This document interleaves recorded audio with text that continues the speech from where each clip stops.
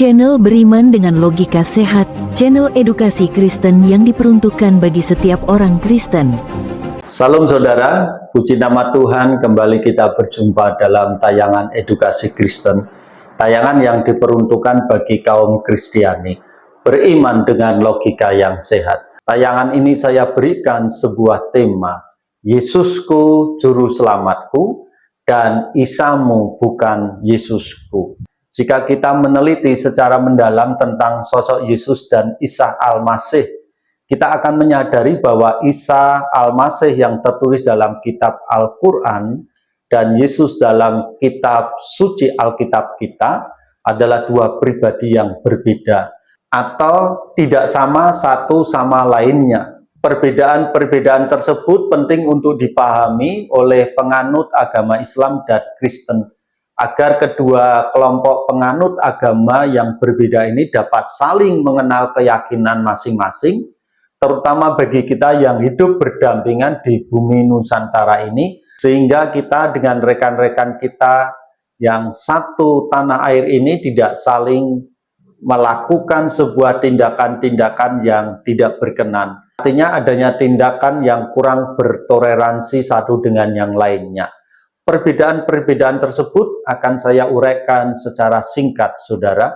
Perbedaan yang pertama adalah lokasi kelahiran antara Isa dan Yesus. Dalam ajaran Islam, Isa dilahirkan di bawah sebuah pohon kurma, tetapi tidak dijelaskan lokasi kurma tersebut. Yesus dalam agama Kristen disebutkan dilahirkan di dalam gua yang menjadi perlindungan bagi gembala kambing dan domba di padang rumput Bethlehem.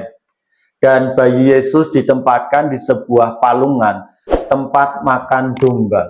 Perbedaan yang kedua adalah orang tua Isa dan Yesus. Perbedaan lain antara Isa dan Yesus adalah mengenai orang tua, ayah dan ibu yang mendidiknya. Orang tua Isa dalam agama Islam disebutkan dalam Al-Quran sebagai Maryam, sehingga Isa mendapat gelar Isa putra Maryam. Sebagai manusia biasa, Isa dipastikan memiliki ayah. Menurut Islam, Isa adalah manusia biasa sehingga ia memiliki seorang ayah, namun tidak ada yang mencantumkan nama ayah Isa.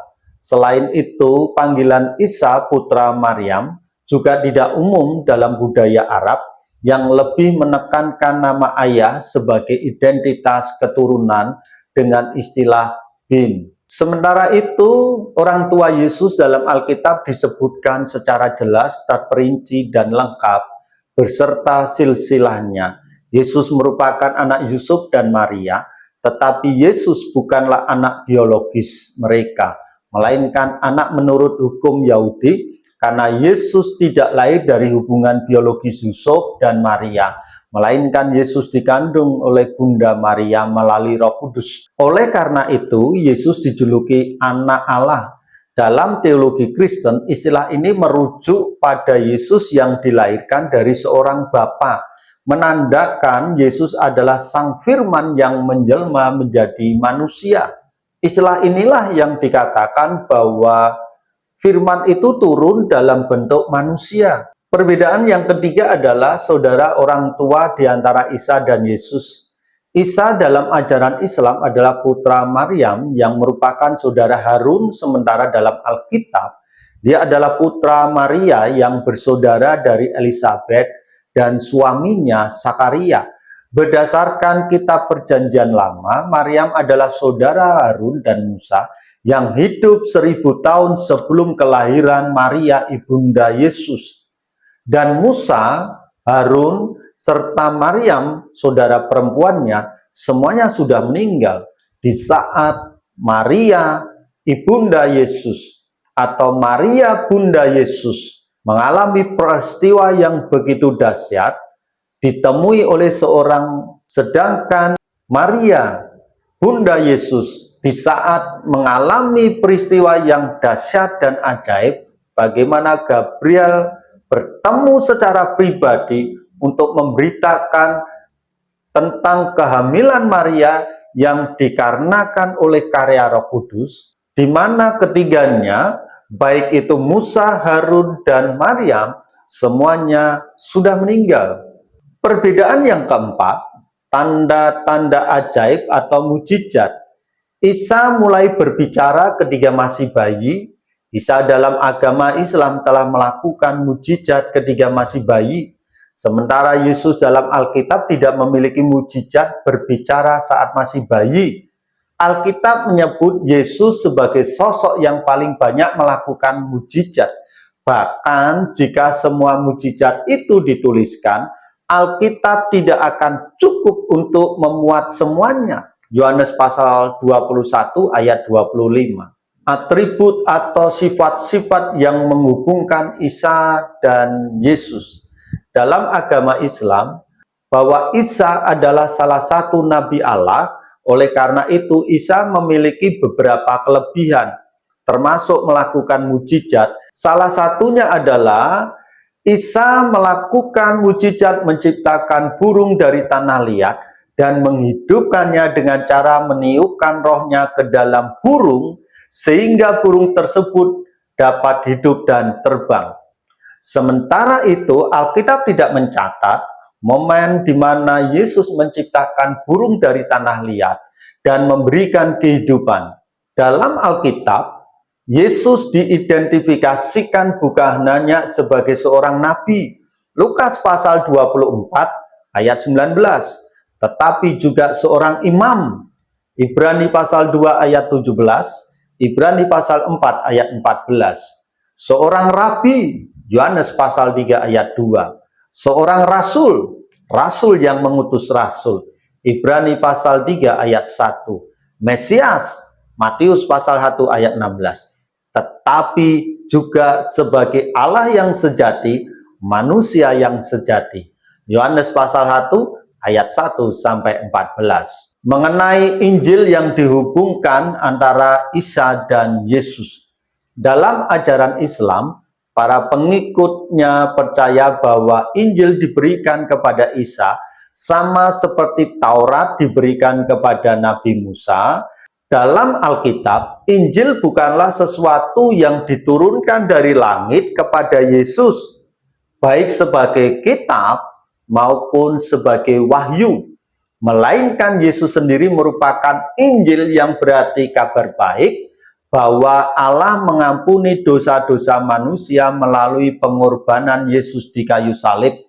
Yesus juga tidak menuliskan Injil, namun para muridnya yang mencatat sejarah Yesus beserta semua ajarannya, kata-kata dan tindakan Yesus sepanjang hidupnya di dunia hingga peristiwa Yesus naik ke surga. Penyamaran antara Isa dan Yesus. Isa dalam agama Islam tidak disalib, tidak mati, dan tidak bangkit, melainkan ia diangkat oleh Allah ke surga, jiwa dan raganya. Sementara itu orang yang disalib adalah seseorang yang wajahnya diubah menyerupai Isa. Dialah orang yang dimintai tolong untuk memanggul salib Isa. Sehingga mereka yang akan menyalibkan Isa tidak menyadari bahwa yang disalibkan adalah orang lain yang wajahnya terlihat seperti Isa. Dalam Alkitab, Yesus disalibkan, wafat, dan setelah 3 hari bangkit dari kematian, dan setelah 40 hari berada di tengah-tengah murid-muridnya, Yesus naik ke surga dengan seluruh jiwa dan raganya. Para rasul siap menghadapi maut dalam menyampaikan berita tentang kematian dan kebangkitan Yesus. Serta ada kebohongan dari mahkamah agama Yahudi yang pada waktu itu berusaha menyembunyikan kebangkitan Kristus. Agama yang sebenarnya antara Isa dan Yesus. Isa dalam Islam merupakan Muslim. Dalam kepercayaan umat Islam, semua nabi yang disebut dalam Al-Quran adalah penganut agama Islam, dan Islam dianggap sebagai agama Allah. Yesus dalam Alkitab merupakan seorang pengikut agama Yahudi atau Yudaisme, baik secara etnis maupun keagamaan. Yesus berdoa di sinagog dan mengajar kepada orang-orang yang beribadah di dalam maupun di luar tempat ibadah Yahudi. Dalam agama Yahudi, terdapat beberapa sekte yang ada pada zaman Yesus. Orang-orang yang menganut ajaran dan kata-kata Yesus dan gaya hidup kebiasaan Yesus serta cara hidup Yesus setelah kepergiannya dari bumi ini ke surga yang mulia dikenal dengan Kristen atau pengikut Kristus. Selanjutnya saudara, ajaran tentang akhir zaman yang disampaikan oleh Isa dan Yesus. Isa dalam ajaran Islam akan muncul di akhir zaman untuk melaksanakan sholat dan membunuh Dajjal. Sedangkan Yesus dalam Alkitab pada akhir zaman akan datang sebagai hakim dunia yang menghakimi semua manusia di dunia ini dengan meminta pertanggungjawaban atas apa yang telah mereka lakukan selama hidup. Namun penghakiman kepada orang percaya adalah untuk memberikan mahkota atas segala sesuatu yang sudah orang percaya lakukan sepanjang iman keikutsertaan mengiringi Yesus. Saudaraku, semoga tayangan ini dapat memberikan sebuah inspirasi bagi kita untuk kita semakin memperkuat toleransi kita di antara umat Islam dan umat Kristen. Sehingga saudara, kita tidak perlu saling membeda-bedakan karena perbedaannya sudah jelas. Antara yang diberitakan di Al-Quran dengan yang diberitakan di dalam Alkitab adalah dua pribadi yang berbeda. Sesuatu yang berbeda tidak akan bisa disatukan. Oleh karena perbedaan wahyu, oleh karena perbedaan pengertian dari nabi dan rasul dan perbedaan yang lain yang perlu kita kembangkan supaya yang beda ini bisa bersatu adalah para pengikutnya dan umatnya bertoleransi satu dengan yang lainnya. Tidak perlu lagi kita memaksakan orang untuk berhenti dalam ibadahnya dan melakukan sebuah pemaksaan untuk pembongkaran rumah ibadahnya. Jikalau kita sudah yakin dengan agama kita, jikalau kita sudah yakin dengan iman kita, maka kita tidak akan pernah tergoyahkan dengan apa yang kita yakini dan kita imani. Puji nama Tuhan, Tuhan Yesus memberkati.